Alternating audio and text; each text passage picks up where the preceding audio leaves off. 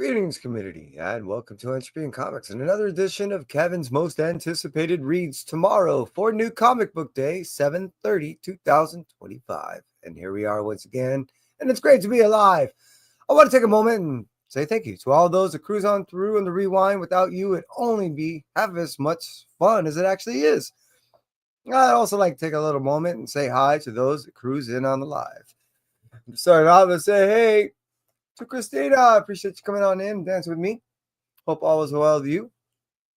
And yeah, this list really isn't that long. Luckily, this isn't a too large of a week in which that I have a long list of reads to do. I still have playing catch up and a lot of books to still log in from the San Diego Comic-Con, which I will do a show talking about the books in which that I got signed and the people in which that I met and my experiences not only at the con, but with my son at the con. So just saying. Let's go ahead and get in the books to start off with DC. DC and Sonic the Hedgehog, issue number 5. We're finishing it off. This is it. Hey, Jag, hope you're doing well. Appreciate you being here, buddy. Now, those of you that know me know that I love a good crossover, and I really do appreciate a crossover that, for me, ties into something I do know and something I don't know. In the case of Sonic the Hedgehog, I'm not a massive, how should I say, knowledgeable individual of know it came from a game. I know it's a fast little hedgehog thing. I know most of his adversaries, antagonists, protagonists, are hedgehog related. I know they live in a little world with a bunch of rings and stuff. Point being is I'm not really that knowledgeable of the characters. So the cool thing is when you take a whole DC universe, tie it into a universe in which that I don't know at all or very little of. The cool thing is one, you're not only exposed to something that you're not really that knowledgeable of, in the case of definitely speaking for me, and two, you're also exposed to things that you're knowledgeable of, and you get the interaction with the two sides. And if it's beautifully written, which in the case of this, it was definitely was awesome. Whole lot of fun. Couldn't ask for anything more. And I can't wait for this issue number 5 to finalize something that has been thus, at this point, not only an adventure, but fun and enjoyable to read. That when you take, again, characters that you do know and don't know, now you're exposed to a whole new world that you might want to delve into. In the case of Sonic, I'm not saying there's a whole large world there for me to want to jump into. As much as now that I know the character, I kind of want to actually start playing the game, which I never really used to. Just saying, got to work retro. It's kind of cool. So DC Sonic the Hedgehog, issue number 5, coming out to you and me on 7/30/2025. Let's cruise out from that and over in the Image Publishing Company. They're going to give us 2 books before we head over to Marvel. First, starting The Lucky Devils, issue number 4. If I recall, I think this is an 8-issue series, some odd number. Maybe it's 10. What I do like about this series is, wow, this is not at all what I really expected. I do know a little bit about the story of 8 billion genies. And I know how it really took a lot of people, flipped them on their head. It was a story that most people wouldn't even consider as far as a storyline, and it's actually kind of a neat and enticing idea when you say instead of one person getting 3 or many as wishes they want, everyone gets 1, does cause an interesting effect. And so again, not only that style, that writing, that delivery cadence, more importantly, to that story is transferred over to this one. Lucky Devils, it has moments of real seriousness that you see as being delivered in a way of such comedy and jest that the delivery of the overall idea doesn't hit as hard as it does until you actually see it start to transpire. By the time, which it's been a little bit, issue 4 hits, issue 3 is really settled in to be something like, wow, I can't believe this is what's going on. And by all literal terms, here we are with all hell breaking loose. some significant demons have been notified, and it was something like about the all eight, the Council of Eight or something like that. Now I have to convene and crack down on what's happening.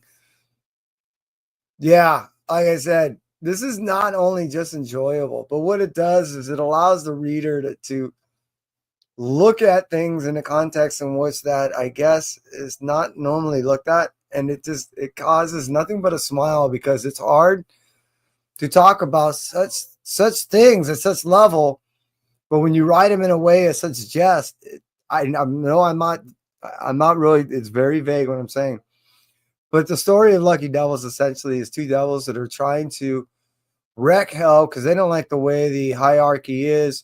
And the best way to do it is to assist two individuals on Earth to go ahead and kind of like get their dreams come true, but in a way that's not quite hell delivery and not quite heaven delivery. And I think it's causing problems on both sides. So I'm looking forward to issue number 4 coming out by Image Comics by Charles Soule. Lucky Devils issue number 4 coming out at 7/30, 2025. Let's cruise out from that and talk about what's the furthest place from here. Issue number 22. Boss and Rosenberg are the ones that are writing this. They're doing a magnificent job. I think we're almost 3 years deep into the story, and we're only 22 issues coming out at this point. From my understanding, I think there'll be anywhere from 29 to 31 issues, depending on how they want to deliver the last few issues of the story. They haven't quite made their minds up. I think that's kind of cool. Not only keeping us guessing, but it also allows them to make the consideration that they want to do it conventionally, do 30 issues, want to do it unconventionally, do 31, or even do it even more unconventionally and do a 3-issue sandwich into a issue 29, which I'm all for that. I'm just saying. So this is a real post-apocalyptic story. It's almost, in some regards, kind of a Lord of the Flies-esque style of telling, but really is almost a weird coming-of-age style story of telling in a post-apocalyptic world.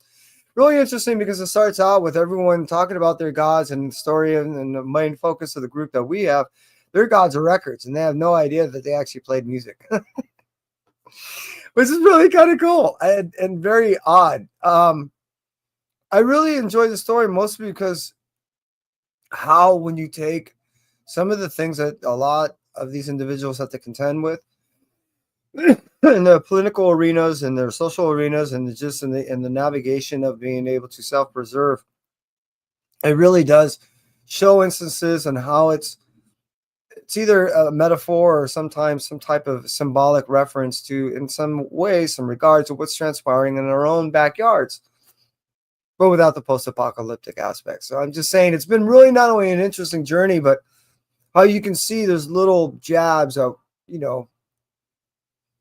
aspects of what's going on in real time, real life. I can't wait for this book to come out, and I'm really interested in how they think they're going to go ahead and finish this book. But what's the furthest place from here? It's probably one of the most unique books that I'm reading out there right now. It's very difficult for me to really try to tell you what's going on outside of what I just kind of referenced, though I do recommend it for an individual that loves independent comics. This is one that I think you'll enjoy as far as a journey, and as far as the ending is concerned, I think we're all going to be like going, really? That was, wow. Just saying. What's the furthest place from here? Issue number 22 coming out in 7/30, 2025. Let's move out from that, cruise over to the Marvel land. That's where we're going to live for quite a little bit. Hey, Hagu, how are you? Marvel's going to go ahead and start off with us. Incredible Hulk, issue number 27. You have to admit, for the past, I don't know, I think solid 17 or 18 issues, we've been really having a journey where it's not necessarily about the Hulk or just the Hulk and Banner. It's really been a heavy story of Hulk, Banner, and Charlie. She's now wearing a skin of a lichen, and she is dealing with being a monster, and was initially thinking, yeah, I'm all in, but now understanding what the curse is when you have to carry and bear the weight of anything outside of yourself, which is already enough for most. It starts to become a little bit more than anyone bargains for, and especially in the case of Charlie, where she was just thinking nothing but power and strength, and being able to, I guess, in some regards, utilize the skin as some type of diversionary tactic to avoid her personal life, experiences, is now starting to rear its ugly head. And now, yeah, all hell is about to break loose, utilizing that term again, because we're going to get that, what is it, the old one or something is going to come right back. It's going to be a massive, like, old yeah, it's going to be trippy. I'm just saying that we're going to go right back into that hellhole of the behind that other side of that green door into the ancient lands, and it's going to be nasty because no one's happy the fact that a mortal is utilizing an immortal skin and mess up the whole ritual. And we're definitely now, when we get in issue 27 coming in, 7 issues deep of that happening, and I can't wait to see what's going to happen next. Moving out for Incredible Hulk issue number 27, let's cruise over and talk about Ultimate Spider-Man issue number 19. I don't know if you know this, but from my understanding, issue number 24 is going to be it for Ultimate Spider-Man. Remember, if you recall, which I'm going to talk about in a moment, the idea is that Mr. Fantastic, Ultimate version, he's been locked away for 2 years. We've been playing this game in real time, and when we get to the 24 mark of Ultimate Spider-Man, we're going to get another, I think it's a 5-issue miniseries that comes out from there that basically does this all-out war with the Council Reeds, I believe, are going to be let loose, and all this Ultimate Reed stuff is going to start happening, and yeah, this is going to be gnarly. This is what we not only have been waiting for, but like I'm saying, we only have at this point another 5 more issues until we get there. As I made mention before, early in the beginning of this year, and as I was talking about in about the middle of last year, this is culminating into roughly around that November, December time when we're going to enter the next phase of this Ultimate Universe and this Ultimate Battle. Essentially is what's going to end up happening. All these Ultimate individual lines and titles that have been loosely and somewhat directly or indirectly tied in are all coming to the head of this, which, again, Ultimate Spider-Man issue number 19 coming out at 7:30 tomorrow. We only have 5 more issues until that starts to take and play its effects. Moving out from that, let's talk about the Ultimates issue number 14. This is the other aspect that I want to talk about because the Ultimates is the one that actually brings everything together, and it also touches on that very idea of how we're not only getting individuals being trained for this, but prepared ultimately for these Ultimate Reads to be, this Council Reads to be released on this date coming up. As I made mention, that we're playing these storylines is definitely in the reference of, and as I made mention too, Ultimate Spider-Man in real time. So as in they've been locked away for 2 years, we've been getting 2 years of Ultimate Spider-Man, and that was the time clock. In the case if we want to utilize a metaphoric physical reference, some type of, hourglass had been turned when Ultimate Spider-Man issue number 1 first dropped. And that time has been clicking ever since. And there is some type of references in some of these books of an hourglass showing, if I recall. I'm going to have to go back and relook myself. But I'm just saying, the Ultimates is the one, it's at issue number 14, is one not only been tying all this together, it has been heavily utilizing it as a hub to reference to the other stuff that if you're not reading at all, tying loosely the other stuff together between the X-Men, Panther, and so forth. So not only have I been enjoying that for that very reason, which has allowed me not to over-invest and spend on all these other side stories, but by doing Ultimate Spider-Man, the Ultimates in just those 2, and then doing the battle that's going to be coming up in the end of the year, will allow me, and I would imagine most others, enough of the storyline to really follow, which I haven't so far, the Ultimate storyline that has been happening thus far. Moving out from the Ultimates, let's cruise over to our last title from Marvel and talk about What If Goofy Became Spider-Man, issue number 1. I've been loving these what if stories. And in the case of Goofy being portraying Spider-Man, this is, in my opinion, brilliant. This is going to be one of my, it almost made my most anticipated read. It really did. If it wasn't for what I'm about to, tell you and how all this worked out, it's going to be kind of obvious why this one was, as stated. Goofy, Spider-Man, Marvel, not much else really needs to be said. We're going to have a loosely based, I think it's going to really follow the direct storyline, but when you have Goofy portraying Spider-Man, you know that there's going to be some faults coming in where Spider-Man, well, he was doing some faults in the beginning himself. But I think it's going to be portrayed quite significantly, a little more comedic in the case of how it's not only going to be drawn, but just overall written. And I can't wait. This is going to be awesome. What if Goofy became Spider-Man, issue number 1, coming out on 7/30, 2024. Let's move on from Marvel and talk about our last title, Man Cave. Because, yeah, excuse me, my Blue Light special this week, I didn't know how to tie this on or I would have, swear, is Speed Racer, issue number 1. I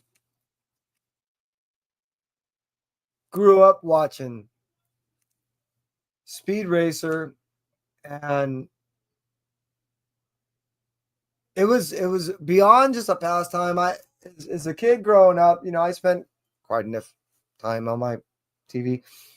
Aside from that, Speed Racer was just one of those cartoons that I was not ready for. Though it's anime per se, that was delivered over here in the time 60s when there was a massive influx of stuff coming in, and this was quite different than anything I'd seen at the time. It was before I seen anything else coming from that area, like Gotcha Man and so forth, which is the only thing I can almost tie in that was of the time and an era and of the stylings is closest to what that was. It was a couple years later till I saw that. So the only thing I saw before that, was my Warner Brothers stuff, Wacky Racers, George of the Jungle, some different stuff of that nature, but nothing like this. Speed Racer was vastly unique, that far different than anything I've seen before. And it was funny, even somehow the background, all you saw was these speeding dots, and everything to me was different. It was novel. It was unique. It was wow, my mind was just blown. I've never seen nothing like it. So the storyline, it was just about this race car driver who had an older brother. He wanted to emulate what was going on with his older brother. His father was a mechanic. There was always some inner turmoil and strife happening on the domestic side as far as the dynamic of how the family got along. They loved one another, but they're always just having some I don't know, small differences, let's say.